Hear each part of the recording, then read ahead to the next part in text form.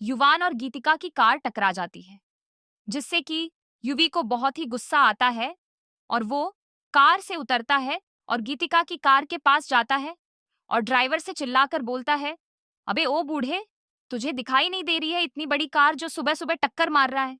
तभी गीतिका कार से उतरती है और बोलती है, आपको बात करने की तमीज नहीं है किसी से। तब यूवी बोलता है, नहीं। तब गीतिका का ड्राइवर उतरकर गीतिका से बोलता है, बेटी आप क्यों कार से उतर गई हो, आप अंदर जाओ, इससे मैं बात कर लूंगा।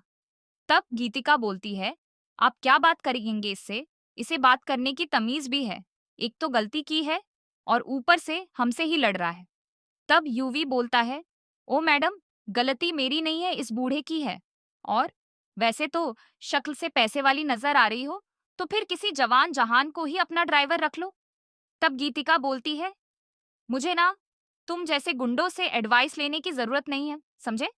तब यूवी बोलता है, ये बूढ़ा है तभी छोड़ रहा हूं, अगर कोई और होता ना तो सर फाड़ देता उसका, कसम से। ये बोलते ही यूवी वहां से चला जाता है। तब गीतिका का ड्राइवर गीतिका से बोलता है, बेटा आपको कार से बाहर नहीं निकलना चाहिए था, अगर ये बात बड़े साहब को पता चल गई तो मेरी नौकरी चली जाएगी।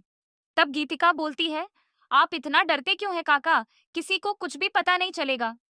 उधर युवान घर पहुंच जाता है और चिल्लाता है, माँ माँ माँ, कहाँ हो माँ, बहुत ही भूख लग रही है, कुछ खाने का दे दो, मजनू भाई माँ कहाँ है।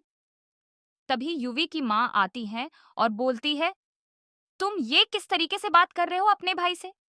तब युवान बोलता है, मैं कुछ गलत थोड़े ही बोल रहा हूँ, मैं तो वही बोल रहा हूँ जो सच है। आपका बेटा मजनू ही तो बन गया है उस लड़की के इश्क में, और मेरा भाई है ये, तो मजनू प्लस भाई क्या हुआ, मजनू भाई। तब यश बोलता है, उड़ा लो तुम भी मेरा मजाक, मगर देखना जिस दिन तुम्हें भी किसी से प्यार होगा ना, उस दिन तुम भी मेरी तरह मजनू बन जाओगे। ये सुनते ही युवी जोर जोर से हंसने लगता है और बोलता है, प्यार और मुझे ऐसा हो ही नहीं सकता, क्योंकि युवी की डिक्शनरी में प्यार नाम का कोई शब्द ही नहीं है। और आप शायद भूल रहे हो कि हम गुंडे हैं और हमारे अंदर दिल नहीं पत्थर होता है। तो तुम कुछ भी कर लो, मुझे तो ये प्यार व्यार नहीं होने वाला है। और मैं तुम्हें भी समझा रहा हूँ कि पापा ने जो लड़की तुम्हारे लिए पसंद की है, उससे आराम से शादी कर लो। तुम नहीं जानते कि उस लड़की से शादी के बाद हमें कितना फायदा होगा। तब यश बोलता है, तुम सच में पापा की ही औलाद हो, बिल्कुल उन्हीं की तरह सोचते हो। तब यूवी बोलता है, जब औलाद उनकी हूं तो उनकी ही तरह सोचूंगा ना। तब यूवी की माँ बोलती है, चलो अब अपना मुंह बंद करो और चुपचाप से नाश्ता कर लो। उसके बाद यूवी नाश्ता करने के लिए चला जाता है। उधर यूवी के पापा अपने आदमियों के साथ मीटिंग कर रहे होते हैं। तभी एक आदमी बोलता है, मालिक, वो जो तभी एक आदमी बोलता है, मालिक, वो जो मिनिस्टर है वो अब हमारे लिए बहुत ही बड़ा खतरा बनता जा रहा है, हमें जल्दी ही उसका कुछ करना पड़ेगा। उस आदमी की बात सुनते ही यूवी के पापा बोलते हैं, तो इंतजार किसका कर रहे हो, मार दो उसको। तब वो आदमी बोलता है, मालिक आप ये क्या बोल रहे हैं, वो कोई छोटा मोटा आदमी नहीं है, मिनिस्टर है मिनिस्टर। तब यूवी के डैड बोलते हैं, अरे बहुत से देखे हैं मैंने ऐसे मिस्टर, बहुत आए और बहुत गए। तब वो आदमी बोलता है, आप उसे जानते नहीं हो, वो बहुत ही ताकतवर है। तब यूवी के पापा बोलते हैं, अब मेरे सामने उसकी तारीफ ना करो। यूवी नाश्ता करके अपने बेड पर फोन चला रहा होता है। तभी यश उसके पास जाता है और बोलता है, यूवी तू तो मेरा भाई है, तू तो समझ मुझे। तब यूवी बोलता है, भाई मैं क्या समझे, आप समझो ना पापा की बात को और शादी कर लो उस लंकी से। भाई मैं सच बोल रहा हूँ, पापा के साथ साथ आपको भी बहुत फायदा होगा। क्या उस लंकी के पीछे पड़े हुए हो और पापा से दुश्मनी मोल ले रहे हो तुम? क्या तुम जानते नहीं हो पापा को कि वो कैसे हैं? तुम्हारा तो पता नहीं, मगर हाँ, उस लंकी को ऊपर भेज देंगे। तब यश बोलता है, कैसे इंसान हो तुम? तुम लोगों के अंदर इंसानियत नाम की भी कोई चीज है या नहीं? तब यूवी बोलता है, देख भाई, ना ही हमारे अंदर दिल है और ना ही इंसानियत, और मेरा काम था तुझे समझाना, जो मैंने समझा दिया। अब आगे तेरी मर्जी। उधर गीतिका का घर सजाया जा रहा होता है, क्योंकि आज उसका बर्थडे होता है।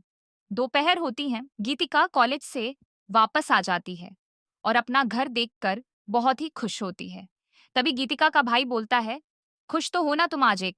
तब गीतिका बोलती है, भैया मैं तो आज बहुत ही खुश हूं वी। तब गीतिका का भाई बोलता है, सब कुछ तुम्हारी ही पसंद का ही है।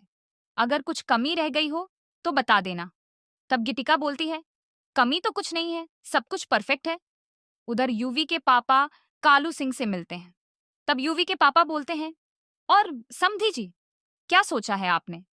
तब कालू को बोलता है, क्या सोचना है क्रांति सिंह, जो तुमने बोला है वही करना पड़ेगा।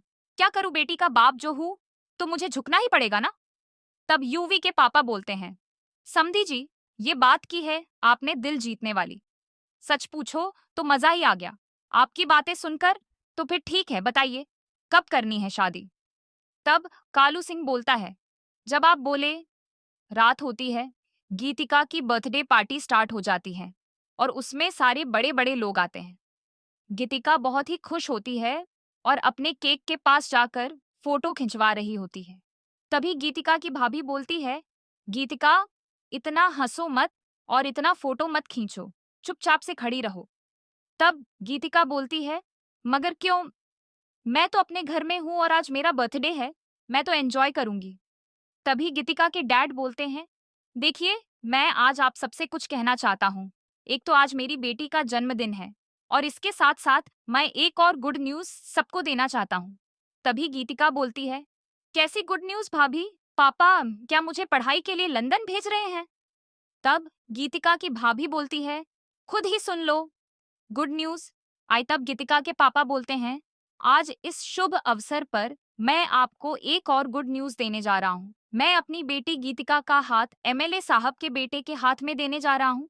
ये सुनते ही गीतिका के पैरों तले जमीन खिसक जाती। अपने डैड की बातें सुनते ही गीतिका के पैरों तले जमीन खिसक जाती है और तब वो बोलती है, डैड, आप ये क्या बोल रहे हैं? तभी गीतिका के डैड उसे आंखें दिखाते हैं और चुप रहने के लिए बोलते हैं। गीतिका को बहुत ही गुस्सा आ रहा होता है, मगर वो चुपचाप वहीं पर खड़ी रहती है। एमएलए साहब गीतिका के डैड को गले लगाते हैं और बोलते हैं, मुझे यकीन ही नहीं हो रहा है कि हमारी बरसों पुरानी दोस्ती अब रिश्तेदारी में बदलने जा रही है। तब गीतिक के डैड बोलते हैं, मैं तो इस दिन का कब से इंतजार कर रहा था। उसके बाद सब बर्थडे मनाने लगते हैं। थोड़ी देर बाद सब अपने अपने घर चले जाते हैं। गीतिका बहुत ही गुस्से में होती है और अपनी मॉम और भाभी के पास जाती है और बोलती है, मॉम, ये सब क्या है? आपने मुझसे एक बार भी नहीं पूछा और ये रिश्ता तय कर दिया। तब गीतिका की मॉम बोलती है, इज्जतदार खानदान में ऐसा ही होता है और तुम्हें तो खुश होना चाहिए कि तुम्हारे डैड ने इस शहर के सबसे अमीर लड़के से तुम्हारा रिश्ता किया है। तब गीतिका बोलती है, मॉम, वो चूसा हुआ आम सा लड़का आपको मेरे लिए किस एंगल से अच्छा नजर आ रहा है? तब गीतिका की भाभी बोलती है, ये किस तरह से बात कर रही हो तुम? तब गीतिका बोलती है, मैं तो वही बोल रही हूँ जो सच है और आप डैड को बोल दीजिए कि मैं उस चूसे हुए आम से शादी नहीं करूंगी। ये सुनते ही गीतिका की मॉम को गुस्सा आ जाता है और वो बोलती है, गीतिका, तुम ये क्या बोल रही हो? तुम्हारी अब एक नहीं चलेगी और तुम्हें उससे ही शादी करनी पड़ेगी। तुमने देखा नहीं कि तुम्हारे डैड ने सबके सामने ये बोला है। तब गीतिका बोलती है, मगर उन्हें एक बार मुझसे पूछना तो चाहिए था। ऐसे कैसे वो मुझसे बिना पूछे मेरा रिश्ता तय कर सकते हैं? तब गीतिका की भाभी बोलती है, तुम्हें कॉलेज में कोई पसंद आ गया है क्या? तब गीतिका बोलती है, मैं कॉलेज पढ़ने जाती हूँ, अपना रिश्ता ढूंढने नहीं। तब गीतिका की भाभी बोलती है, तो फिर क्या परेशानी है तुम्हें उससे? तब गीतिका बोलती है, बस मुझे उससे शादी नहीं करनी है, आप डैड से बोल दीजिए। ये बोलते ही गीतिका अपने कमरे में चली जाती है। उधर युवान अपने घर में बैठकर सबके साथ खाना खा रहा होता है। तभी युवी के पापा बोलते हैं, कालू सिंह ने मेरी बात मान ली है और अब वो जल्दी से शादी करना चाहता है अपनी बेटी की। तब यश बोलता है, पापा, आप जानते हैं कि मैं किसी और से प्यार करता हूँ, तो फिर आप मेरे साथ जबरदस्ती क्यों कर रहे हैं? तब युवी के पापा बोलते हैं, तुम बस एक बार मुझे उस लड़की से मिलवा दो, तो फिर देखो मैं उसका क्या हाल करता हूँ। उसके बाद तुम्हारे सर से भी ये प्यार का भूत उतर जाएगा। एक तब यश बोलता है, आप उसे जान से मारेंगे। तब उसके पापा बोलते हैं, हाँ। ये सुनते ही यश बोलता है, आप ऐसा क्यों नहीं करते हैं कि आप मुझे ही जान से मार दीजिए, तो हो जाएगा। सारा काम तमाम। ये सुनते ही उसके पापा को गुस्सा आ जाता है और वो बोलते हैं, तुम मुझसे इस तरह से बात करोगे अब? तुम्हारी इतनी हिम्मत हो गई है? तब यश बोलता है, आज तक चुपचाप सुनता आ रहा हूं, तभी तो आप मेरा इतना फायदा उठा रहे हैं। अगर पहले ही मुंह खोल दिया होता तो ये नौबत ही नहीं आती। ये सुनते ही युवी के पापा को बहुत ही गुस्सा आ जाता है और वो उठते हैं और उठकर यश को एक थप्पड़ मारते हैं। ये देखकर युवी और उसकी माँ चौंक जाते हैं। युवी के डैड यश को थप्पड़ मारते हैं। ये देखकर युवी और उसकी माँ चौंक जाते हैं। तब युवी की माँ बोलती है, आप ये क्या कर रहे हैं? आप अपने जवान बेटे को मार रहे हैं। तब युवी के पापा बोलते हैं, तुम देख नहीं रही हो कि किस तरह से बोल रहा है ये मेरे साथ? देख लो, अभी भी वक्त है, समझा लो इसे, वरना कहीं ऐसा ना हो कि उस लड़की के साथ साथ मुझे इसे भी मारना पड़े। ये सुनते ही युवी की माँ को गुस्सा आ जाता है और वो बोलती है, आप ये क्या बोल रहे हैं? आप अपने ही बेटे की जान लेंगे। तब युवी के पापा बोलते हैं, हाँ, अगर इसने मेरी बात नहीं मानी तो मैं इसकी जान ले लूंगा। ये बोलते ही युवी के डैड वहां से चले जाते हैं। युवी की माँ यश को बोलती है, क्यों जिद पकड़कर बैठ गए हो? क्यों अपने पापा की बात नहीं मान लेते हो? तब यश बोलता है, वो मेरी बात क्यों नहीं मान लेते हैं? तब युवी की माँ बोलती है, तुम जानते नहीं हो अपने पापा को कि वो कैसे हैं। वो तुम्हारी कभी भी बात नहीं मानेंगे और अगर तुमने उनकी बात नहीं मानी तो वो तुम्हारी जान ले लेंगे। आई तब यश बोलता है, ऐसी जिंदगी जीने से तो मर ही जाना बेहतर है। ये बोलते ही यश भी अपने कमरे में चला जाता है। युवी की माँ सर पर हाथ रखकर बैठ जाती है। तब युवी बोलता है, माँ आप क्यों इतना परेशान हो रही हो? ये दोनों बाप बेटे का मामला है, वो खुद संभाल लेंगे। तब युवी की माँ बोलती है, तुम देख नहीं रहे हो कि दोनों बाप बेटे किस तरह जिद पकड़कर बैठे हैं और तुम तो अपने पापा को जानते ही हो कि वो कैसे है। तब युवी बोलता है, माँ मैं आपके मजनू बेटे को अच्छे से जानता हूँ। वो पापा के खिलाफ नहीं जाएगा क्योंकि उसे पता है कि अगर उसने ऐसा किया तो फिर पापा क्या क्या कर सकते हैं। सुबह होती है। गीतिका तैयार होकर कॉलेज के लिए निकल रही होती है। तभी उसकी मॉम बोलती है, गीतिका तुम बिना नाश्ता किए हुए कहाँ जा रही हो? तब गीतिका बोलती है, मुझे भूख नहीं है। ये बोलते ही गीतिका वहां से चली जाती है। तब गीतिका के भाई बोलते हैं, ये इससे क्या हुआ, आज बिना नाश्ता किए हुए चली गई और गुस्से में लग रही थी। तब गीतिका की भाभी बोलती है, इसे रिश्ता पसंद नहीं आया। तब गीतिका के भाई बोलते हैं, ये बात डैड को पता है। तब गीतिका की भाभी बोलती है, नहीं। तब गीतिका की मॉम बोलती है, और पता भी नहीं चलनी चाहिए क्योंकि अगर उन्हें पता चला तो वो उसका कॉलेज छुड़वाकर उसे घर में बैठा देंगे। तब गीतिका के भाई बोलते हैं, आपने उसे बोला नहीं कि शादी के बाद भी उसे पढ़ने से कोई भी नहीं रोकेगा। तब गीतिका की भाभी बोलती है, उसे लंदन जाने का भूत चढ़ा हुआ है आगे की पढ़ाई करने का।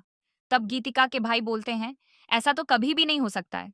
तब गीतिका की मॉम बोलती है, अच्छा ठीक है, अपना मुंह बंद कर लो अब, अगर डैड ने ये सुन लिया तो गुस्सा करने लगेंगे। उधर यूवी के पापा यूवी को बुलाते हैं तो यूवी उनके पास चला जाता है। तब यूवी के पापा यूवी से बोलते हैं, उस लड़की का क्या नाम है और कहाँ रहती है? तब यूवी बोलता है, कौन सी लड़की पापा? तब यूवी के पापा बोलते हैं, वही लड़की जिसने तुम्हारे भाई को मजनू बना रखा है। तब यूवी बोलता है, क्या बात है पापा, आप इस रिश्ते के लिए मान गए? यूवी के पापा बोलते हैं, जितना पूछा है उतना ही जवाब दो। तब यूवी बोलता है, पहले आप बताओ कि आप इस रिश्ते के लिए मान गए हैं। तब यूवी के पापा बोलते हैं, तुम्हें क्या लगता है कि मैं इस रिश्ते के लिए कभी मानूंगा? ऐसा कभी भी नहीं हो सकता है। यश की शादी वहीं पर होगी जहां पर मैंने तय की है। तब यूवी बोलता है, तो फिर आप उस लंकी के बारे में क्यों पूछ रहे हैं? तब यूवी के पापा बोलते हैं, मुझे उसे मरवाना है इसीलिए। तब यूवी बोलता है, क्या पापा आप भी एक लड़की की जान के पीछे पड़े हुए हैं? तब यूवी के पापा बोलते हैं, अगर मैंने उसकी जान नहीं ली तो फिर वो मेरी जान ले लेगी। तब यूवी बोलता है, कुछ नहीं करेगी आपका वो, और आपका बेटा आपकी ही बात मानेगा। क्यों किसी लड़की की जान लेकर पाप करेंगे आप? तब यूवी के पापा बोलते हैं, तो फिर जाओ समझाओ उसे को ज्यादा आसमान में ना उड़े और चुपचाप उस लड़की से शादी कर ले जिससे कि मैं बोल रहा हूँ। तब यूवी बोलता है, अच्छा ठीक है, मैं उसे समझा दूंगा। उधर गीतिका कॉलेज में अपनी दोस्त नैना से बात कर रही होती है। नैना बोलती है, यार, कल तो तुम्हारे पापा ने तुम्हें बहुत ही बड़ा गिफ्ट दे दिया है। तब गीतिका बोलती है, ज्यादा मजाक उड़ाने की जरूरत नहीं है।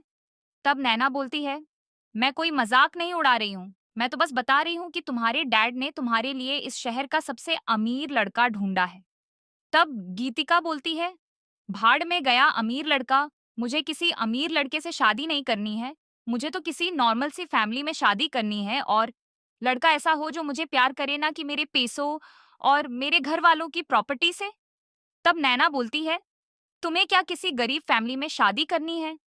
तब गीतिका बोलती है, गरीब हो, मिडिल क्लास हो, जैसा भी हो, बस अच्छा हो और दिल का साफ हो और मुझे प्यार करे। तब नैना बोलती है, बस रहने दो, ये तो सारी बातें ही हैं। गरीब लड़के से कोई प्यार नहीं करता, और करे भी क्यों? तब गीतिका बोलती है, तुम्हारी जैसी लड़कियों की वजह से ही लोगों का भरोसा प्यार से उठता जा रहा है। तुम जैसी लड़कियों को प्यार करने वाला लड़का नहीं, बल्कि तुम्हारी जरूरतें पूरी करने वाला लड़का चाहिए। और कोई गरीब लड़का तो तुम्हारी जरूरत पूरी करेगा नहीं, तो फिर वो तुम्हें कैसे अच्छा लगेगा? तब नैना बोलती है, यही सच्चाई है जो मैं बोल रही हूँ। अभी तुम्हें पता नहीं है दुनियादारी का, क्योंकि तुम्हारे डैड इतने अमीर जो है, अगर एक दिन भी तुम किसी गरीब के साथ रह लोगी ना, तो सारा प्यार का भूत एक दिन में ही उतर जाएगा। आई तब गीतिका बोलती है, मेरा ये भूत कभी भी नहीं उतरेगा, देख लेना। तब नैना बोलती है, कोई गरीब लड़का पसंद कर लिया है क्या तुमने, जो इतना बोल रही हो? तब गीतिका बोलती है, इतना फालतू का टाइम नहीं है मेरे पास कि इश्क मोहब्बत और प्यार करूं। उधर एमएलए साहब का बेटा राजीव, जो एक अमीर बाप की बिगड़ी हुई औलाद है, सड़क पर गाड़ी चलाते हुए एक रेहड़ी वाले का एक्सीडेंट कर देता है।